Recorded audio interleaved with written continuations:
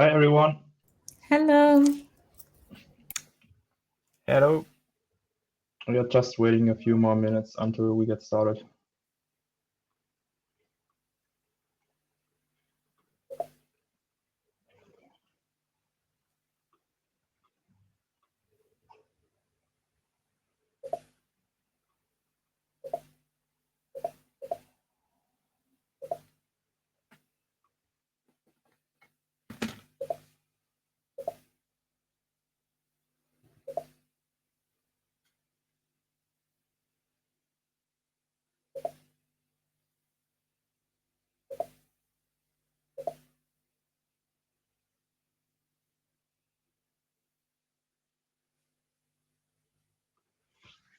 To the ones who are already in the chat, so who of you has attended last week's workshop where we fine-tuned our model?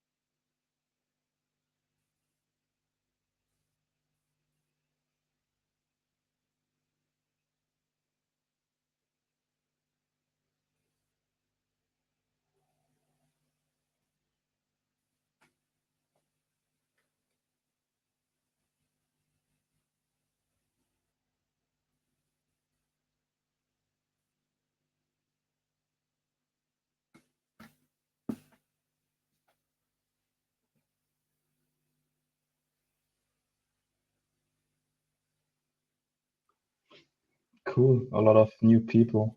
Awesome. So it's like it doesn't matter that you haven't been there last week. So we are not like building on something we have created last week. It's like completely something from scratch.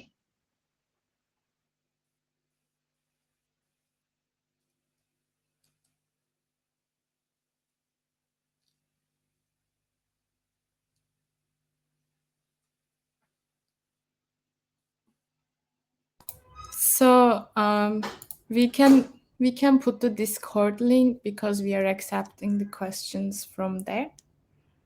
Let me post it.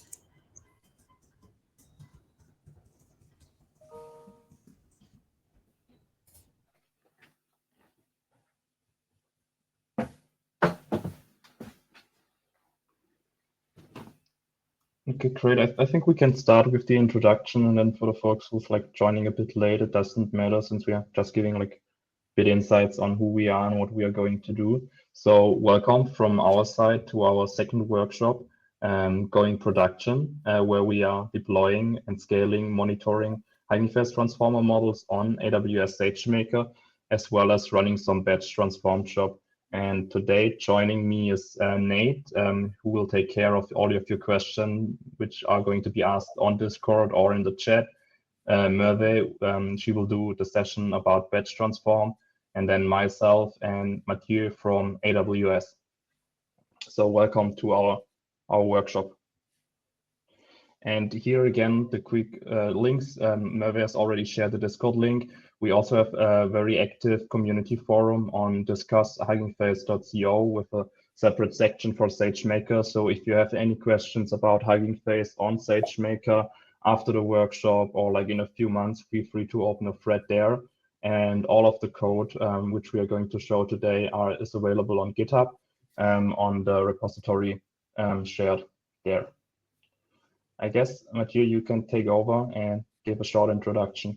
Yep, we will do a first introduction for SageMaker. So for the people that was there at the previous session, it will be a bit of repeat, but I will go faster for you. But if you didn't join the first session, I think it could be useful. So let's go for that.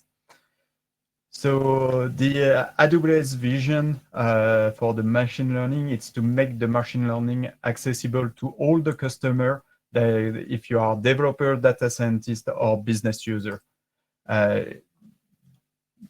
we signed a very strong partnership with Hugging Face to make the NLP easy and accessible for all. And as you know, like Hugging Face is the most popular open source company that provide state-of-the-art NLP.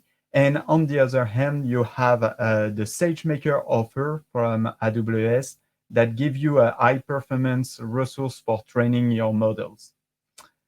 The AWS ML stack is composed of 3 layers. So at the bottom layer, you have all the infrastructure parts where you will provide like GPU, but also custom chip for the inference, and also Docker container, especially built for the deep learning.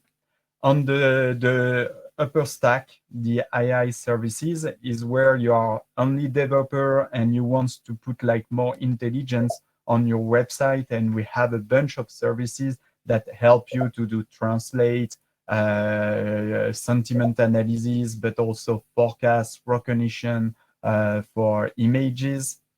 And on the middle stack, that is like the most important for you, is SageMaker. And SageMaker is a tool to help data scientists to go from the idea to the production that will be a big focus today. And so we provide a lot of tools that help you going from a notebook to a production endpoint where you can make the inference.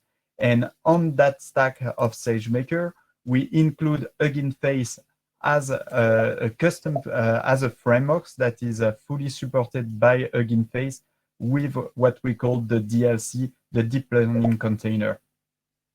And so we're gonna go through the introduction of the Hugging Face deep learning container. So he helps you to train and do the inference, and whatever frameworks you are using, if it's PyTorch or TensorFlow, will work.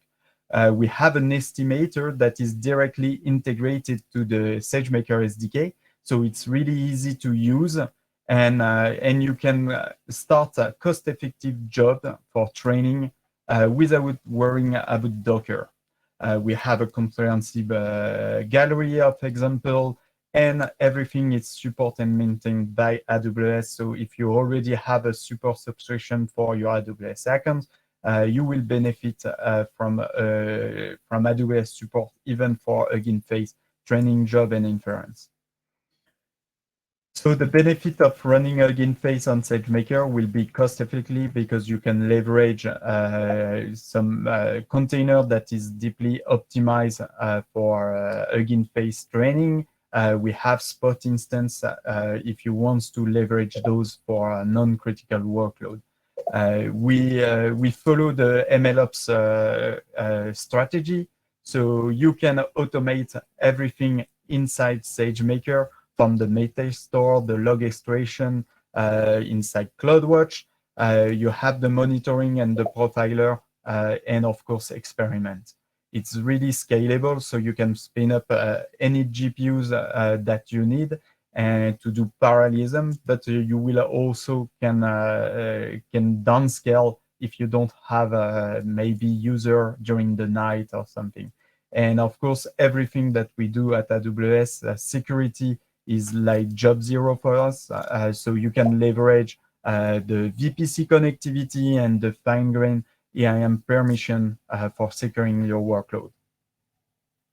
So Hugging Face, again on SageMaker, is like really a top quality container that we developed with Hugging Face, and it will remove the heavy lifting of managing an ECR registry, have custom installation and SDK. So we will really streamline the process for using Hugging Face on SageMaker. So the way that it works is like you build your model by leveraging SageMaker Notebook, but it could also be the studio or your own IDE that you use on your local machine.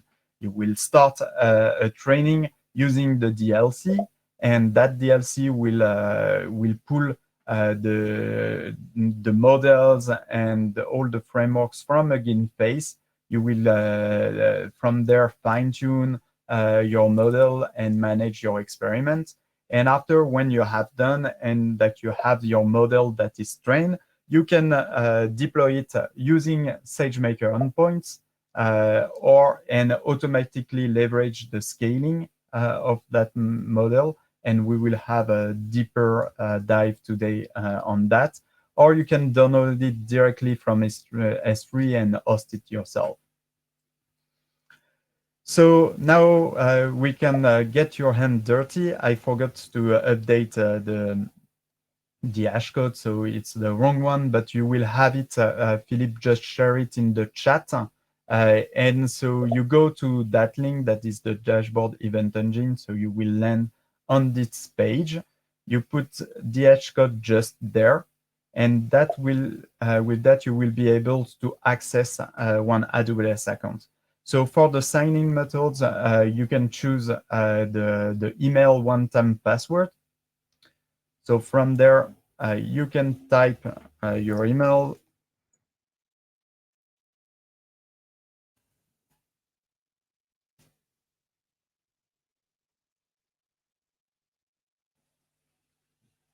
You will receive an email with the one-time password.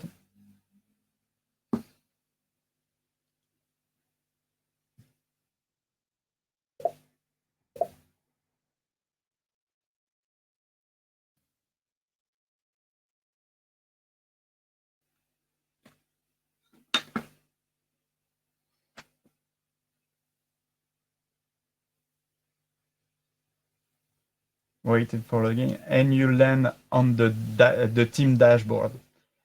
From there, you can click the AWS console button, and then click Open AWS console. From here, you access your temporary account inside AWS. And on the top bar, you can search for SageMaker and go to the SageMaker service page.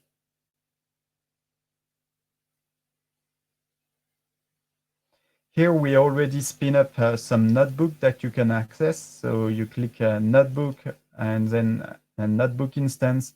And here you have 4 notebooks. So you can pick one. The only thing is like you are 4 by accounts. So when you choose one, you will need to take care that someone else didn't took it before.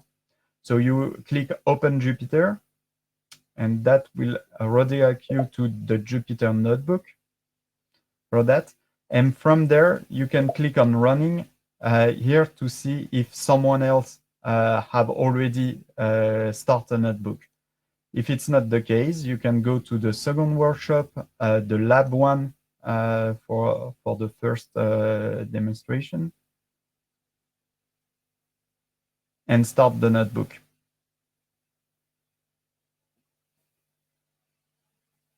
And here you have the first notebook. And note that if I come back here and I refresh, there. Okay, now you have the green book that say that is already running. So if it's the case and you see the green book or the notebook there, you just go back to the SageMaker console and you pick another notebook. And so I will end up to Nate to start dive deep into that notebook. Actually, we're going over to Merva today. Oh, Marvin, yeah, sorry for that. Marvin, the floor is yours. No problem. Maybe before we get started, I just see like a few questions coming in the channel to access. Are the hash working for you, or is there something like saying what errors? I saw that Toby has an error with throttling exception, rate exceeded, and also Michael don't know how to come to the console. Okay, Michael managed to work. Okay, it works. Hash works. Perfect. Okay, and Devin, when you're like at the team dashboard, you can click on Open Console and then go to search for SageMaker at the search bar, and then you should come in as the SageMaker notebook.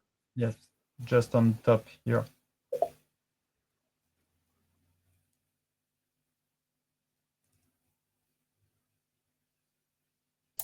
Should I start? Yes. Stage is yours. Okay, let me share my screen.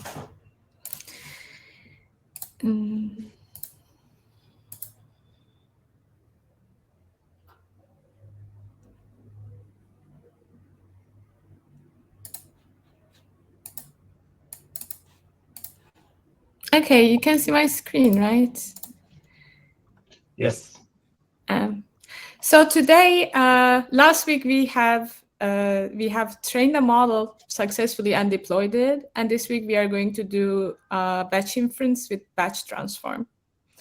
So our problem is our data consists of tweets, and these tweets have sentiments, and we are going to classify the sentiments of those tweets. I'm going to start with pre-processing and then tell you how to set up the transformer. So firstly, you start with starting the SageMaker session and then get the execution role for the user roles and set up your S3 bucket. And we have this tweet data. We are going to turn it into a JSON Lines file here. It's just we are transforming it into a different format. And we are going to upload it to S3 with S3 uploader. We are just creating this bucket, and in this bucket we have this batch transform input folder and batch transform output folder. And our tweets look like this. So if you have previously trained a model with Hugging Face Estimator already, you can directly create the transformer for that estimator you have just trained your model with. And if that is actually your model, sorry. And then call the transform on it. You can still use the models in the hub. So let us go through the notebook. So I have just uploaded, transformed the CSV file and uploaded to the S3 bucket.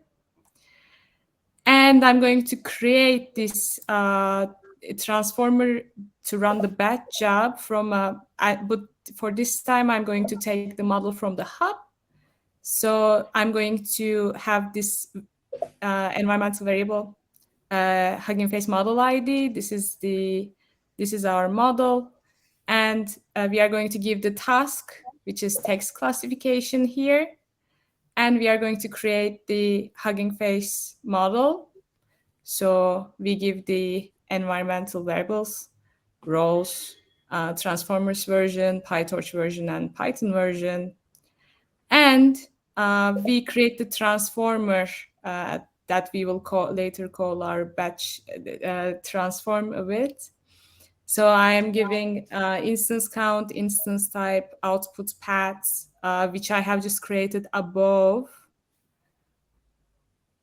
And the strategy, which is single record, meaning that we will send one example in every request. So I'm going to run this. And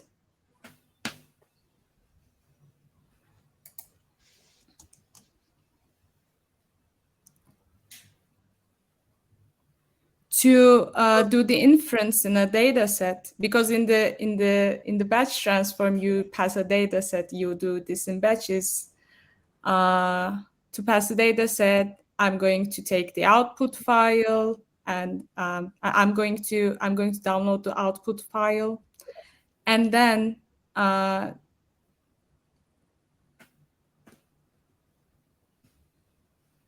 sorry.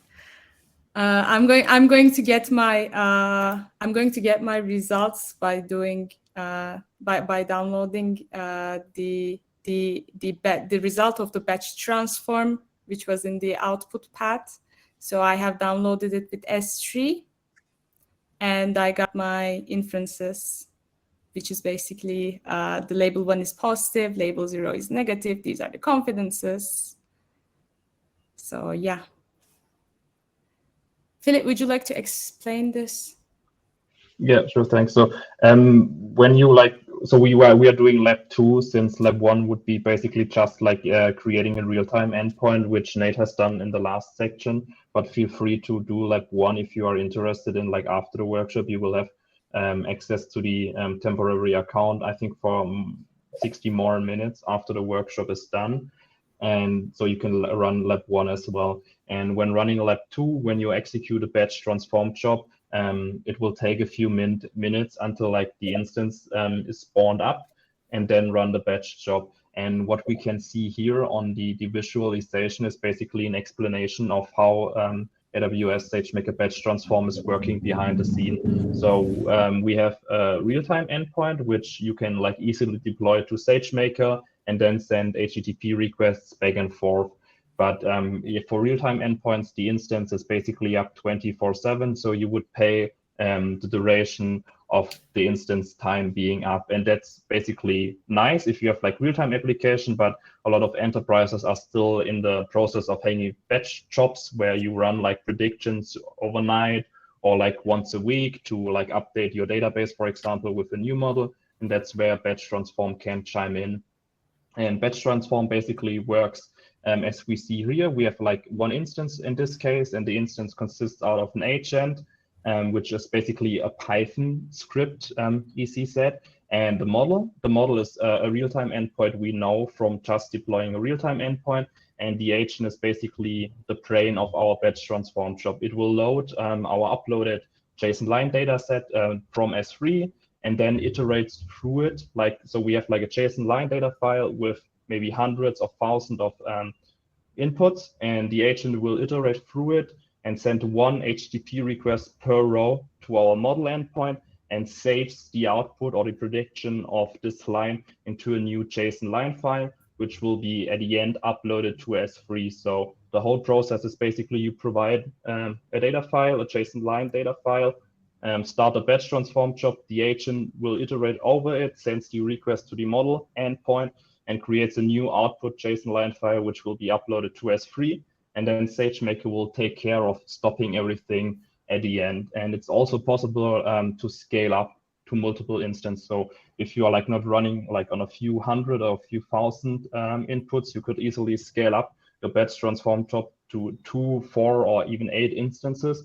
And then like the data will be spread evenly for multiple files. And then it's way faster to iterate, and you will only pay for the duration of your batch transform job. And if you check your logs after the execution of batch transform job, you can see that it's like simple HTTP requests sending to our model endpoint. Okay. Yeah, thank you. We have a couple of questions. Yeah, maybe to ask Amir Khan's question. So what about the tokenizer? So as you can see, if Merv scrolls up a bit, where we define our hub configuration with a model ID and the task, this will also load the tokenizer from the Hugging Face hub. And then our Inference DLC loads the tokenizer, loads the model, and then runs the prediction by itself. I think it's around here that I have loaded the pipeline. Yeah, in here. When you give the task, it also loads the and the model ID. It also loads the tokenizer. Mm-hmm. And then to answer Hanno's question, how do I use a model not in the hub? So instead of providing, when creating the Hugging Face model class from the SageMaker SDK, currently we define the env parameter with the hub configuration. And instead of providing the env parameter, you can provide a model data, which is an S3 URI where your artifact is stored. You can also go to the GitHub of Hugging Face with called notebooks. There's like a whole SageMaker section with examples for batch transform jobs or deploying to SageMaker to real-time endpoints using S3 artifacts instead of a Hugging Face model hub model. Also, in the beginning of the notebook, there is an example of how you train from scratch. I mean, it's not how you train from scratch, but if you have trained from scratch and you haven't taken your model from the hub, how you can perform this is given in the beginning of the notebook.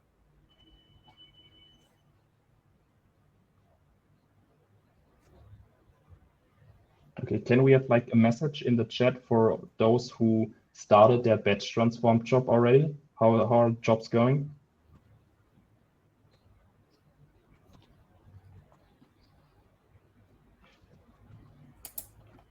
And if you have any questions at all, just feel free to drop them in the chat here, guys.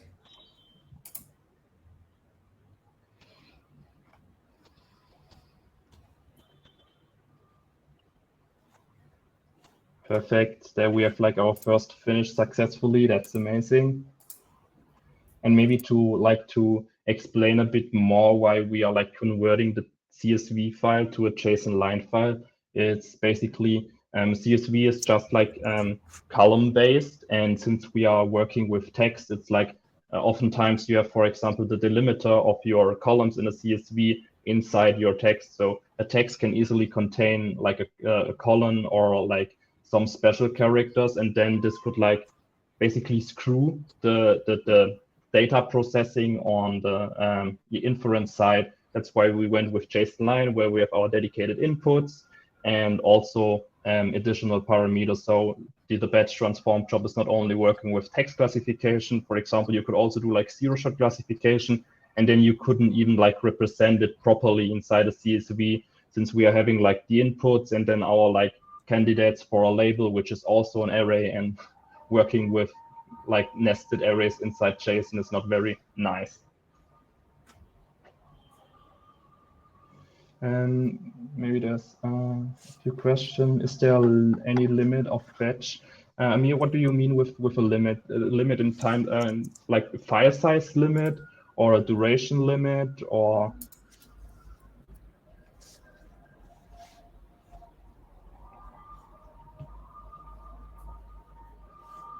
No, there's no limit. Like if your JSON line file has, instead of like a few hundred rows in our example, like a few thousands or a few 100,000 rows, then the batch transform job is just running longer. That's all. And then maybe for Vishnu's question, yeah, of course you can like use Q4 pipelines, but I think you would need to like create your own container and like scripts to work with it. I'm not sure if you can like easily use the SageMaker DLCs for that inside of Kubeflow. So that's something you would need to try out.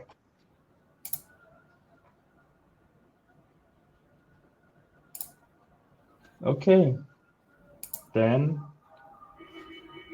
I would start sharing my screen, and we would go to lab 3, which is like the lab where we are going to scale our inference and monitor it. So basically lab 3 is similar to lab 1, where you create a real-time endpoint, except that in lab 3 we are going to add additional configuration to auto-scale our endpoint and to directly look into the monitoring dashboards created by CloudWatch. Feel free to ask like all of the questions. We will have some slots when going through the example where we can answer them. You can find the notebook again in workshop 2, and then it's lab 3 auto scaling. And for this example, make sure we have like a higher SageMaker version than 2.66.2 installed, because we released the new DLC version supporting like the latest Transformers version. So I've done this already just to check again. I have like a nice higher version. And then what we are here doing is basically creating a real-time endpoint. So we again pick up our IAM role. We will use again a Hugging Face Hub model. In this case, we are using a Finbird model, which is nice because I guess it's more real-world oriented. It's fine-tuned on a lot of like financial text corpus to estimate the sentiment. That's why we go with this model. You can find it on the hub. And then our task is again text classification for the name. I will use the second part of our Hugging Face ID, and then just a UUID to make sure that we are like creating all of the models. And then we are again creating our Hugging Face model class with our hub configuration. And in this case, if you like already have a model on S3, you could replace the env with the model data pointing to the S3 URI. We provide our role, the endpoint name, and we are using Transformers 4.11, PyTorch 1.9, and Python 3.8. And then we are creating our endpoint with the .deploy method to a C5 instance, which is a compute-optimized instance with an inter-cascade lake. And we are also defining one variable we need later for accessing our CloudWatch dashboards directly from the notebook. So it's just the AWS region where your endpoint is being deployed. And then for those who don't know, basically what's happening behind the scenes when creating a real-time endpoint. So here you can see the software structure of our Inference DLC. The Inference DLC is the hosting service where we use the multi-model server, which is an AWS created machine learning serving system based on Java on the Netty framework, which provides the I&O. So when you are sending a request to the DLC, we have this MMS interface written in Java, which will accept the request and also respond to the request. But then after Netty has received the request, it starts Python worker. So the prediction and the inference code is written in Python, but the whole wrapper, the IO wrapper around it, is based on the multi-model server and Netty. And the Inference toolkit is an open source implementation. You can also find it on GitHub, and it's based on the Hugging Face transformer pipeline. So basically, it's an optimized wrapper for SageMaker for the Hugging Face pipeline. So for example, if you have like a project with a client and want to showcase a model, you can load it with the Hugging Face pipeline.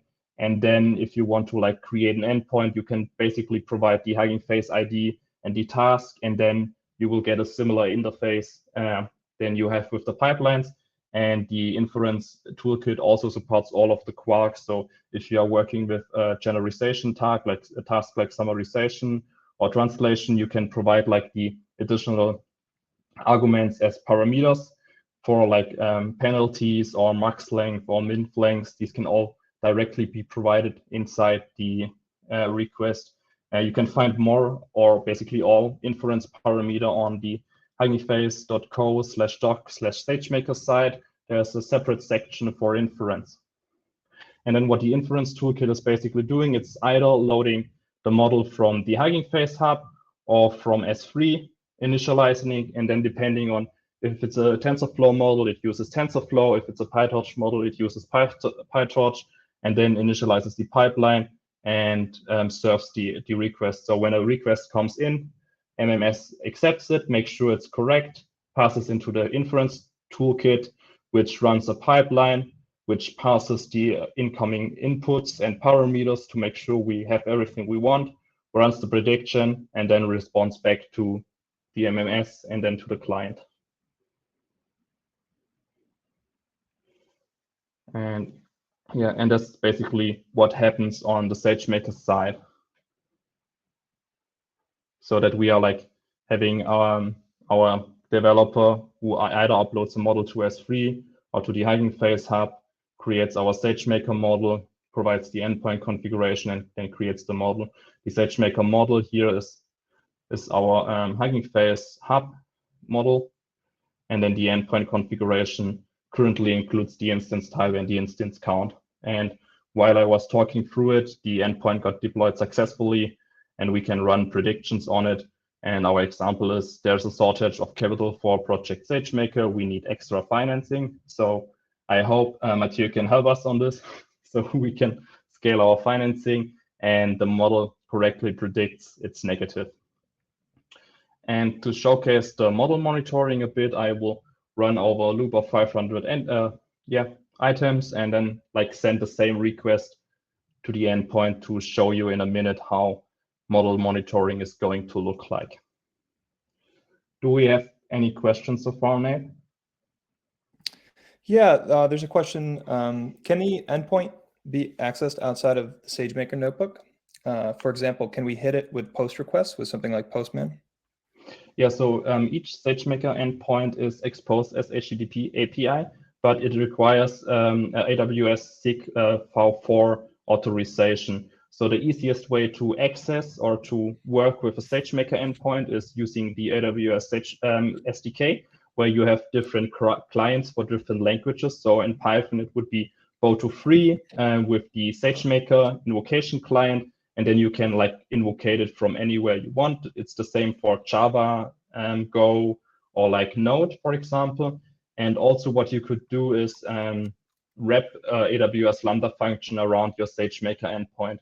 So you would create like an AWS Lambda function, deploy your SageMaker endpoint, and then permission the AWS Lambda function to being able to invocate your endpoint, and then you could like request the Lambda function from basically anywhere you want, and then the Lambda function will call the SageMaker endpoint. We have also an example for this. I'm happy to share you afterwards.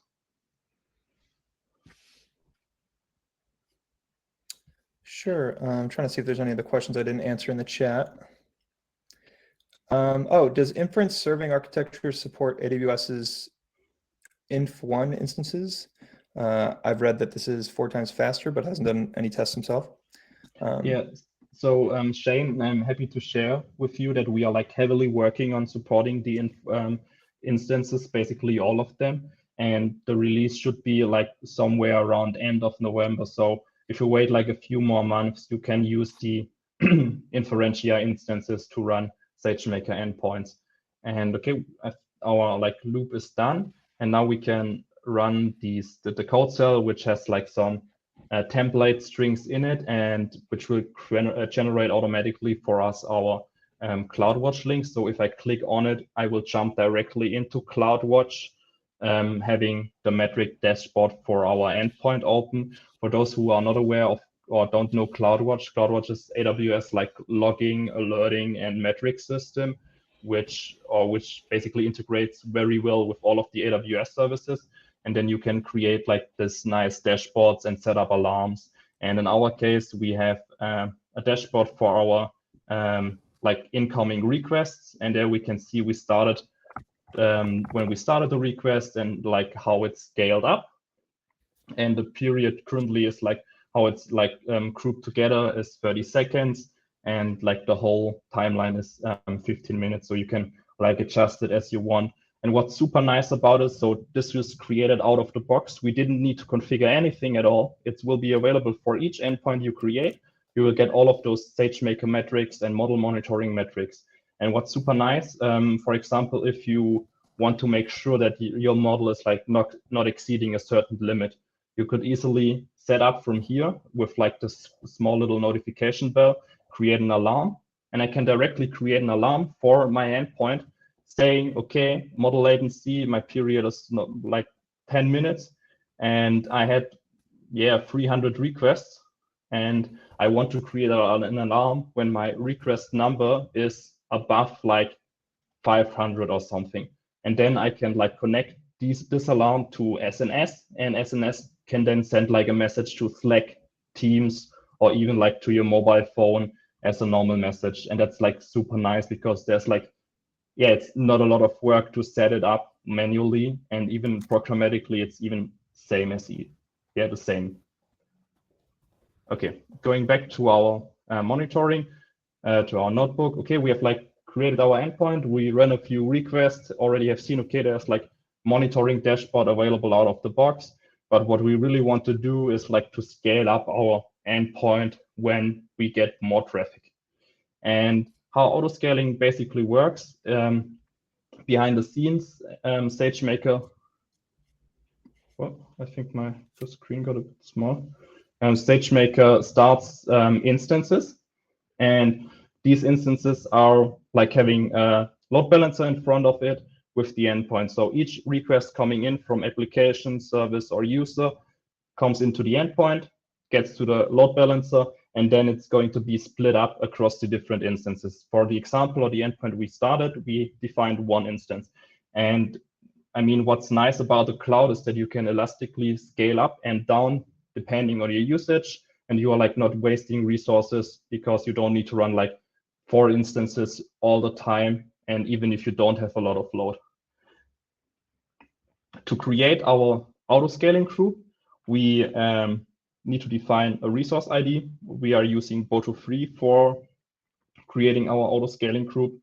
Our resource ID is basically a unique identifier to our endpoint. In this case, it's the endpoint, then our endpoint name with finbird and our unique identifier, and then a timestamp. Then also we make it applicable for all variants basically. And then we can create our autoscaling target, which defines, okay, in which namespace we are. We are in SageMaker, not in EC2 or ECS. We have our resource ID. We want to scale the desired instance count. So we want to scale the number of instances running for our endpoint. We have a min capacity and a max capacity. So instead of scaling to a maximum of 4, we could scale to 100 or to 1,000 with millions of requests if we really want to.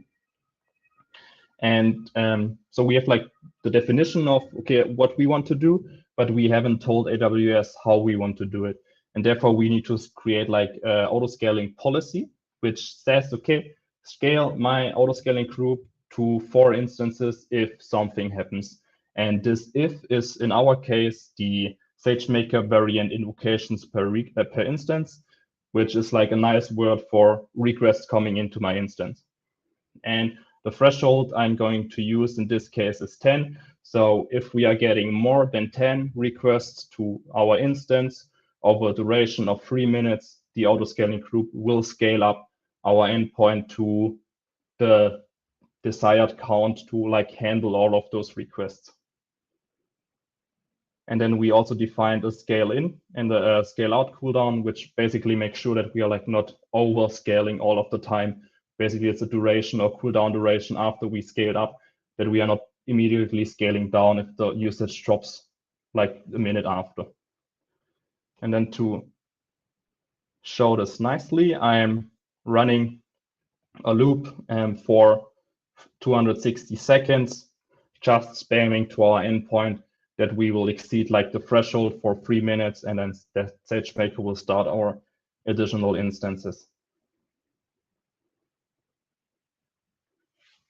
Do we have more questions? I've got some more. I got some more questions for you. The first one is, which is the normal boot time for SageMaker VM if I want to run GPT-J or GPT-Neo model, for example, in Inference? I'm worried about boot time. How can I make sure I get good throughput using batch transform? So it's kind of a loaded question there. Yeah, so normally creating or starting either a batch job or a real-time endpoint takes around 3 to 5 minutes, really depending on the model size and on the data set, and if an instance is warm already by SageMaker or not. And then after the instance is up and you start your job, it really depends on how long the model takes to load. For example, GPT-J is super big. I think the Float 32 model is around 24 gigabytes or something. So it takes a lot of time to load into a CPU because I guess there's no GPU currently who fits the model. I think there's an P4, but it's super expensive. So you just have all of the default 3 to 5 minutes for SageMakers to start a job, and then it depends on what you are doing inside your training or inside your inference batch transform job. Cool. The other question I saw was, can these be specified via CloudFormation templates? What was meant with these? I'm not sure. Who asked that? Christopher. Yes. So of course it can be.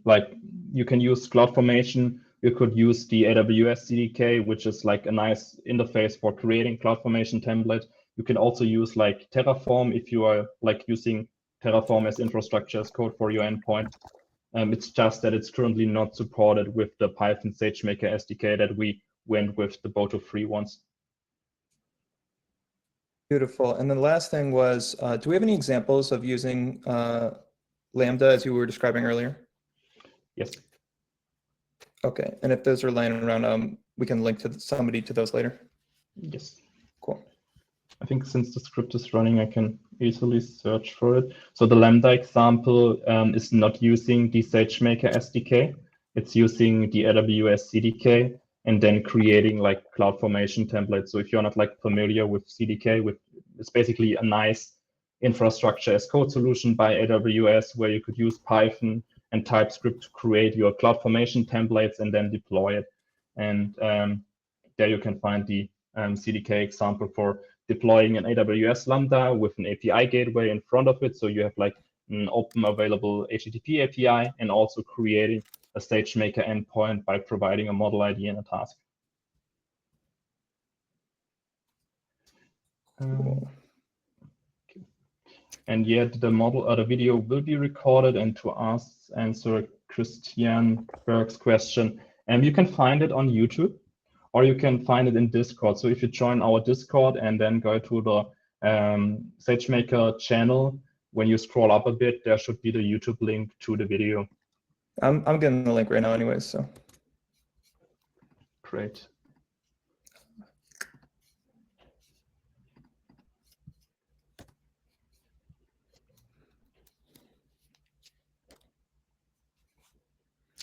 Okay, I think since Any more questions, folks? Yeah.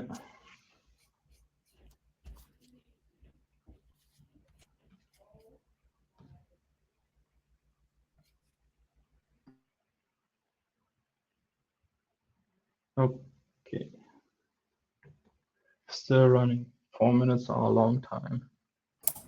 You can ask your questions on the Discord channel as well after the even after you have questions, even if after you have questions on the workshop or Hugging Face related, you can join our Discord, and I'm going to drop a link again.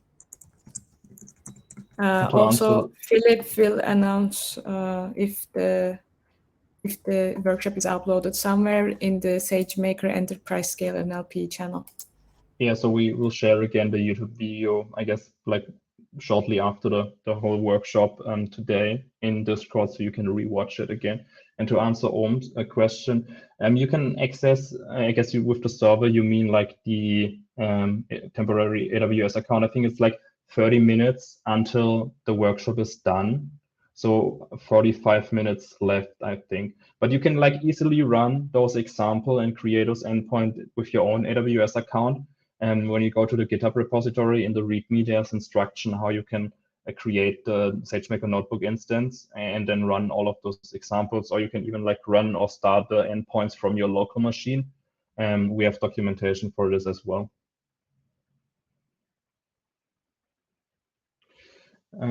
Great question, Michael. You said a target value to 10. How did you determine what a good value is? So 10 is definitely not a good value. I wouldn't recommend it to you. I just went with 10 to make sure or to showcase to you properly how it's going to work. I think a good metrics would be you like create your endpoint to your dedicated or to this desired like instance type. So if you want to go with compute optimized C instances, deploy it to there, or if you want to go with like GPU, deploy just a regular real-time endpoint and then like run a few hundreds of thousand requests to see, okay, what can the endpoint handle by itself and what's my average like latency I get. There's also metrics for that. So if we go back quickly to our CloudWatch dashboard, and instead of showcasing the sample count, we can go to average and we are at model latency. There we can see our model latency per request. So here we can see the load test I'm currently running for the 4 minutes, and we can see the average model latency for the CPU is in this case 88 milliseconds. So we have an instance for C5 I think we have 4 workers. So we can send 4 requests in parallel. We have per request a duration of 88 milliseconds. And then you can use like those two values to calculate the throughput of your instance or of your endpoint. And then you can set a target value to, I think like maybe 90% or something, or even 80%. So you have like enough time to scale out or go with 60%. I think it's like, I think you need to experiment. It really depends on the model you use. For example, Distilbert is way faster than like a Roberta large model, and it really depends on CPU or GPU and how many workers you run. But then you can like use those numbers to calculate your throughput, and then set a target value to what you think is best. And going back, I can see that it's still running. Still, are there more questions?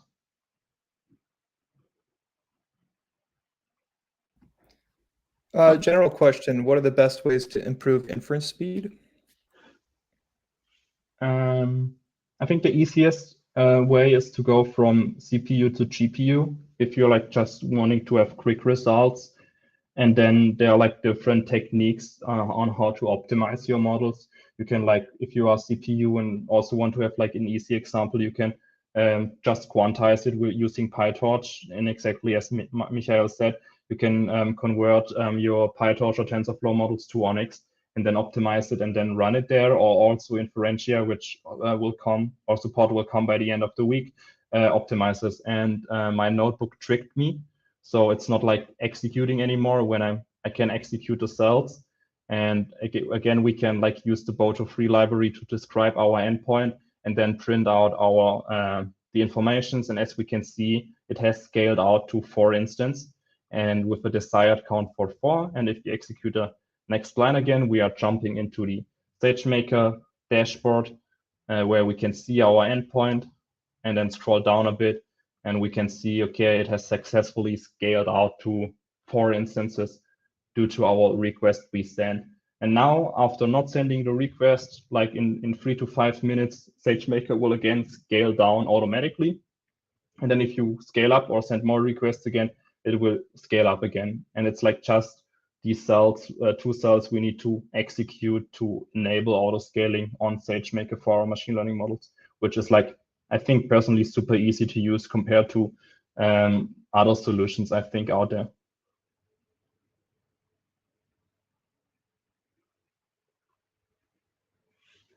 Okay, we have a few more minutes left. Any open questions? I've been swatting these questions like flies in the chat, so I don't leave you very much to answer. Are you guys using any specific inference server for achieving low CPU times on your website examples? I think they're referring to the inference, our inference API versus this. Yeah, so for the inference API, like there are 2 different CPU inference. So there's like the CPU acceleration you get when I think being lab subscriber, and then we have like default CPU inference. And for the accelerated CPUs, we are using optimization technique. It's not like Onyx only. It really depends on the model, on the task, and what we want to do, because it's not like you cannot say Onyx works for every model, every task in NLP. Like it really depends on the model architecture you have. Is it in encoder model, decoder model, or is it like a sequence to sequence model with encoder and decoder parts? For example, they are using Onyx. Onyx is like not very straightforward at all.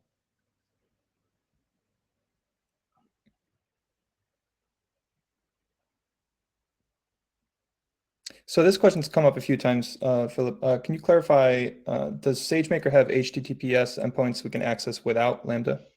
Yeah, so maybe since we have a few minutes left, I could show you how to do it. So if we go to our SageMaker console, we are at SageMaker. When you enter SageMaker in the search, you will enter here, and then we can go to Inference and Endpoint. And on Endpoints, we can see our endpoint created. Here, it's in service, it's real time, it's the endpoint where we run our inference. And at the top, it includes an HTTP API, so an URL. So that's the HTTPS endpoint for our SageMaker model. But you cannot just like open any REST client and send a post request to it, because these endpoints are secured by AWS SIG4 authorization. And we can like easily click learn more about it, where it is described how you can like invoke those endpoints. One example is what we are doing with the Python SageMaker SDK is using the predictor.predict, which is creating those signature behind the scenes and using our input. But there are also like different options on how to do it. So for example, if I scroll down here, not the SageMaker SDK is used. Here we are using the Boto3 library, where we create a client for our SageMaker runtime. And then we can run the client.invocate method. This like structure for creating those authorization SIG4 headers is available for each AWS SDK. So it's available for Java, for Node.js, for Go, for Python, for I think C++ or something, or maybe .NET as well. So you can definitely, or I would recommend to use those SDKs if you directly want to interact with SageMaker endpoints and not using the SageMaker SDK. And of course, you could also like create your own header without a SageMaker SDK, but creating those SIG4 authorization header is not very like straightforward. So go with the SageMaker, the AWS SDK, and then use the invocation endpoint methods, or just stick with the Python SageMaker SDK. To answer Yusuf's question, what is Boto3? Boto3 is basically the AWS CDK, the AWS SDK for Python. So with Boto3, you can interact with all AWS services programmatically. How about this question? Can we serialize or pickle a deployed predictor and use it in another environment? I'm not really sure what he means. Well, I think you can just take the assets, the model assets. You're already kind of uploading model assets, so you could just use those anywhere you want, any environment, right? Yeah, so we are like not doing any specific. We are loading a model from the Hugging Face hub and deploying it as endpoint. So instead of deploying those models to SageMaker, you could deploy it like to your local machine or to like something else.